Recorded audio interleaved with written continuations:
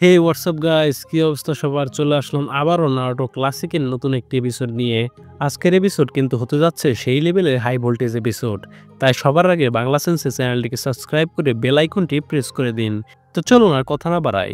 এপিসোডের শুরুতেই দেখা যায় নিজি সাসকেকে প্রশ্ন করতেছে, তোমার নাম কি? সাসকে বলে, এই প্রশ্নের উত্তর দেওয়া আমি গুরুত্বপূর্ণ মনে করছি না।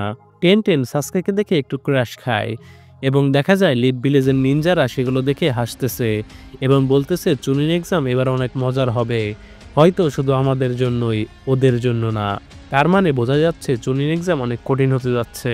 এরপর সাসকে, নারুটো ও সাকুরা হল থেকে বের হয়ে যেতে থাকে। রকলি তার টিমমেটদের বলে, তোমরা যাও, আমি একটু আসছি। এই বলে সে টিম সেভেনের কাছে দৌড়ে যায় এবং গিয়ে সাসকেকে বলে, হেই তুমি অ্যাটিটিউডওয়ালা, তারাও। টিম সেভেনের রকলির কথা শুনে সবাই দাঁড়িয়ে যায়। সাসকে বলে, তুমি কি চাও? রকলি সাসকেকে চ্যালেঞ্জ করে বসে এবং বলে, ফাইট করো আমার সাথে এখনই। তোমার নাম তো সাসকে উচিহা, তাই না? সবাই উচিহা ক্ল্যানকে নিয়ে অনেক কিছুই বলে, তারা নাকি অনেক স্ট্রং ও পাওয়ারফুল হয়। তো তুমিও তো উচিহা ক্ল্যানের, আমি দেখতে চাই তুমি কতখানি স্ট্রং। এরপর রকলি সাকুরার দিকে তাকিয়ে লজ্জা পেয়ে আবারও সাকুরাকে প্রপোজ করে বসে। সাকুরা এতে অনেক রেগে যায় এবং গিয়ে বলে, তুমি দেখতে অনেক বিশ্রী, তোমার হেয়ার স্টাইলও অনেক জঘন্য, আবার তোমার আইব্রোগুলো অনেক মোটা। এই বলে সে রকলিকে অপমান করতে থাকে, মানে একদম ডিরেক্টলি অপমান। কিন্তু রকলির এতে কোনো কিছুই আসে যায় না। সে তারপরেও সাকুরাকে ফ্লাইং কিস দিতে থাকে এবং বলে, দেখি তুমি এগুলো কিভাবে ডস করো। আর অপরদিকে নারুটো একটু রাখতে থাকে, কারণ কেউই তার সাথে ফাইট করতে চায় না, শুধু সাসকের সাথে করতে চায়। এরপর সাসকে রকলিকে বলে, তুমি আমার ক্ল্যান সম্পর্কে জানার পরেও আমার সাথে ফাইট করতে চাও, তো চলো তোমাকে জানাই। রকলি মনে মনে বলে, এখন আমি ওর সাথে ফাইট করে ওর সব মুভমেন্ট বুঝে ফেলবো এবং নিজেকে প্রমাণ করব। যখনই তারা ফাইট করতে যাবে তখনই নারুটো তাদের থামিয়ে দেয় এবং বলে, দাঁড়াও, আমি আগে ফাইট করব, মাত্র 2 মিনিটের মধ্যে তুমি আমার পা ধরে ক্ষমা চাইবে। সাসকে বলে, আচ্ছা যাও তাহলে। রকলি বলে, ক্ষমা চাইবো তোমার কাছে? এই মুহূর্তে আমি শুধু একজনের সাথে ফাইট করতে চাই, সে হলো সাসকে উচিহা। এরপর নারুটো দৌড়ে যায় রকলিকে অ্যাটাক করতে। রকলি শুধু তার এক হাত দিয়ে টাচ করে নারুটোর অ্যাটাক এড়িয়ে যায়। এরপর সে নারুটোর লাথি ডস করে সে উল্টো নারুটোকে লাথি মারে, মানে নারুটো পাত্তায় পায় না রকলির সাথে। এ দেখে সাকুরা অনেক অবাক হয়ে মনে মনে বলতে থাকে, ও দেখতে খারাপ হলেও ফাইট তো অনেক ভালোই করে। রকলি নারুটোকে উদ্দেশ্য করে বলে, তোমার স্কিল মুভগুলো অনেক খারাপ। এরপর সে সাসকেকে বলে, টপ লিভ গেনিনদের মধ্যে আমি সেরা, সেটা আমি প্রমাণ করব, চলো ফাইট করি। সাসকে বলে, চলো করা যাক। এরপর সাকুরা ঘড়ি দেখে বলে, আমাদের হাতে টাইম নেই, আধা ঘন্টারও কম সময় আছে, আমাদের রেজিস্টার করতে হবে।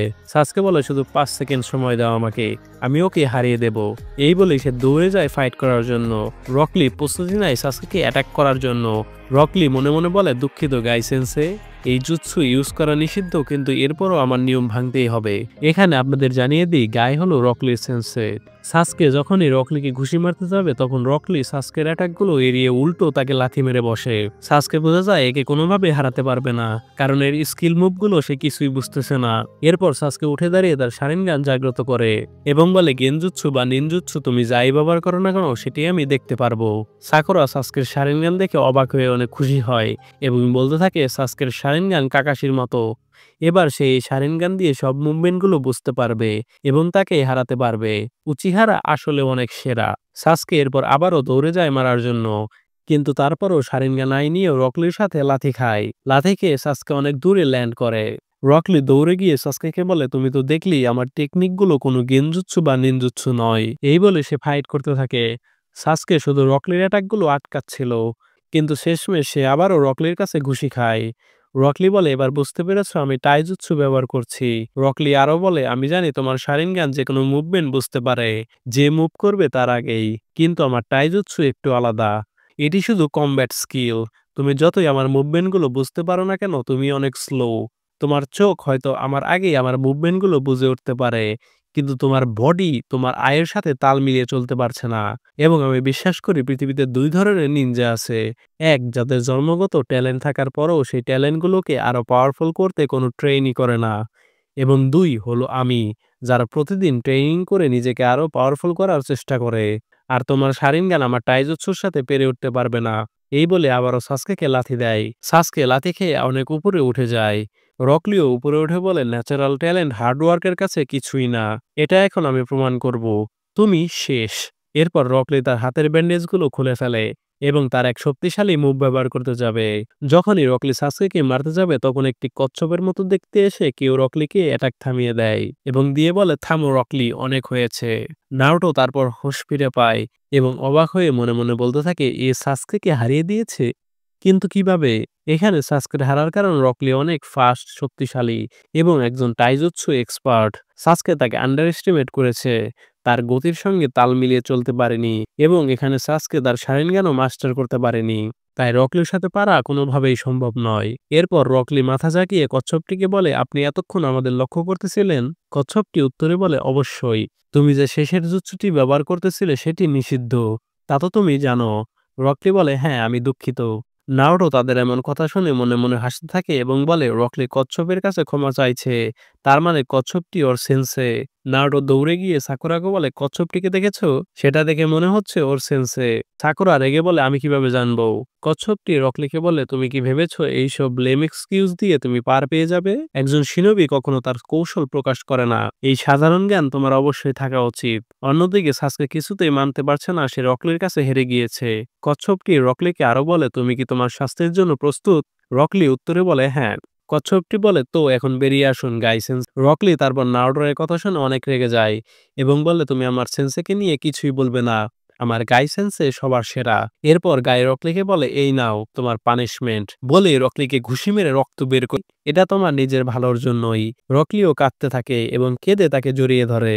তারপর গাই সেন্সে বলে, ঠিক আছে, এখন সব শেষ হয়ে গিয়েছে, তোমাকে আর সরি বলতে হবে না।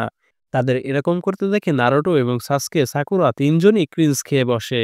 এটা খুবই হাস্যকর একটি সিন। গাই রকলিকে বলে, আমি চাই তুমি এখন মাঠে 100 বার রাউন্ড দাও এবং কতটুকু প্রস্তুত সেটা আমাকে দেখাও। এই বলে দুজন চলে যেতে থাকে। তখনই নারুটো বলে, এটি এখনো শেষ হয়নি, তোমরা এভাবে যেতে পারো না। সাকুরা বলে, এখন তো সময় নেই, আমাদের চুনির এক্সামের জন্য প্রস্তুতি নিতে হবে। গাই দাঁড়িয়ে বলে, ও তাই তো, আমি তো এটি ভুলেই গিয়েছিলাম। এরপর গাই লিকে উদ্দেশ্য করে বলে, যেহেতু তুমি চুনির এক্সামের আগে রুলস ভেঙেছো, তাই তোমার শাস্তিটা আরো বেশি হওয়া দরকার। আমি চাই তুমি এখন 100 বার নয় 500 বার রাউন্ড মারো। এই শুনে সবাই আবারও ক্রিঞ্জ খেয়ে বসে এবং বলে, এরা কি পাগল নাকি? এরপর মাইট গাই টিম 7 এর স্কোয়াডের দিকে তাকিয়ে ভাবে, এটি নিশ্চয়ই কাকাশি স্কোয়াড, এদের পরীক্ষা করে দেখি। গাই টিম 7 এর উদ্দেশ্যে বলে, তো কাকাশি কেমন আছে? তারপর নারুটোরা বলে, আপনি কাকাশিকে কিভাবে চেনেন? মাইট গাই বলে, আমি কি চিনি? এই বলে সে হাসতে থাকে। আরো বলে, লোকে বলে কাকাশি আর আমি একে অপরের সব থেকে বড় প্রতিদ্বন্দ্বী। টিম 7 এই কথা শুনে বলতে থাকে, এটা কখনোই হতে পারে না, কাকাশি সেন্সে সবার সেরা। রকলি এ শুনে অনেক রেগে গিয়ে বলে, গাই সেন্সে যখন বলেছে এটাই সত্যি। তারপর মাইট গাই বলে, আমি কথার চেয়ে কাজ বেশি করে থাকি। এই বলে সে এক নিমেষে অনেক দূর থেকে নারুটোদের পিছনে গিয়ে দাঁড়ায়। সাসকে মাইট গায়ের স্পিড দেখে অবাক হয়ে যায়, কারণ সে চোখের পলকে এক জায়গা থেকে আরেক জায়গায় চলে গিয়েছে। গাই পেছন থেকে বলে, আমাদের মধ্যে লড়াইয়ে আমার 50টা জয় এবং 49টা হার, এতেই বোঝা যায় আমি কাকাশির থেকে এক এগিয়ে আছি। নারুটো বলে, আপনি মজা করছেন? গাই বলে, সত্যি বলতে আমি কাকাশির থেকে অনেক শক্তিশালী এবং ফাস্ট। সাসকে মনে মনে বলে, এতে কোনো সন্দেহ নেই যে সে কাকাশির চেয়ে অনেক ফাস্ট, কিন্তু সে কি তার থেকেও বেশি শক্তিশালী? এরপর গাই নারুটোদের কাছে ক্ষমা চায় রকলির এমন ব্যবহারের জন্য। তারপর গাই সেখান থেকে চলে যায় এবং রকলি তার হাতের ব্যান্ডেজ বাঁধতে থাকে এবং বলতে থাকে, সরি সাসকে, তোমাকে মিথ্যা কথা বলার জন্য। আমি তোমার সত্যি পরীক্ষার জন্য তোমার সাথে ফাইট করতে চাইনি এবং আমি গেনিনদের মধ্যে 1 নম্বর নই। আমার টিমে নেজি হলো গেনিনদের মধ্যে সবার সেরা এবং সে সব থেকে শক্তিশালী। আমি ওকে হারাতে চাই, তাই আমি তোমার সাথে ফাইট করেছি। আসলে তোমাকে হারানো আমার পক্ষে তেমন একটা ব্যাপার না। এই বলে রকলিও সেখান থেকে চলে যায়।